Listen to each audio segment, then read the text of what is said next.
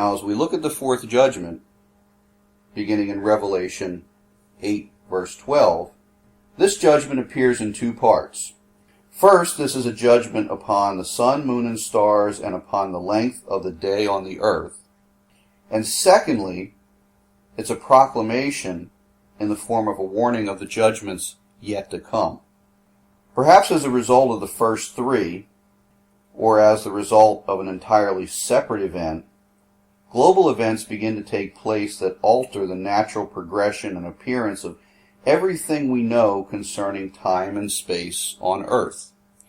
We don't entirely know the agents that make this happen, but we do know in Scripture that this is going to happen.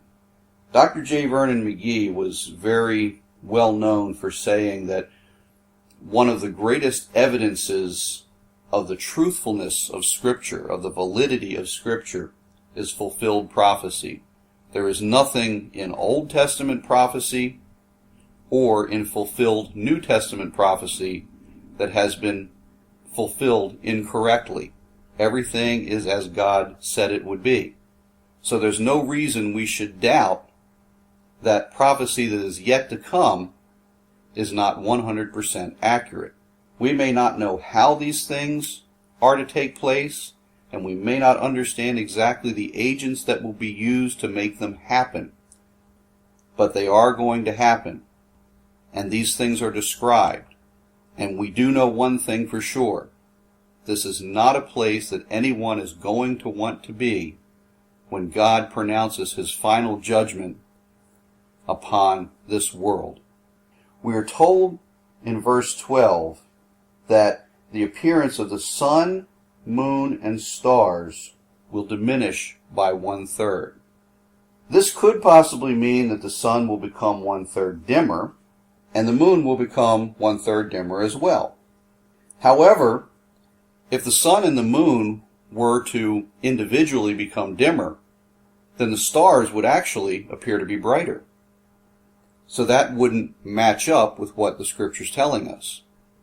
Also, the stars would appear earlier in the evening, and they would stay up later in the morning.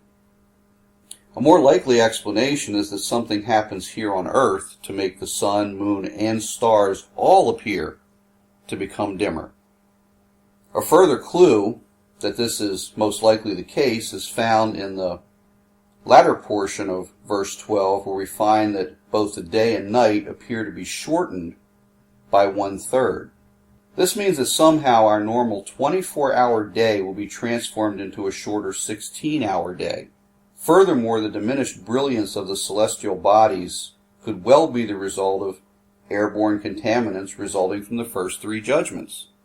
There are a lot of things that appear to be sending smoke up into the air, sending mist up into the air, a lot of moisture in the air, a lot of dust in the air.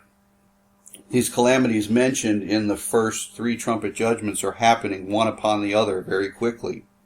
And if these are indeed a combination of natural and man-made disasters that are the result of asteroid strikes, nuclear warfare, comet strikes, combination thereof, whatever they may be, our atmosphere is going to be a mess and would certainly account for the dimming effect of the moon, the stars, and all the celestial bodies. It would not be a good day for astronomers here on Earth.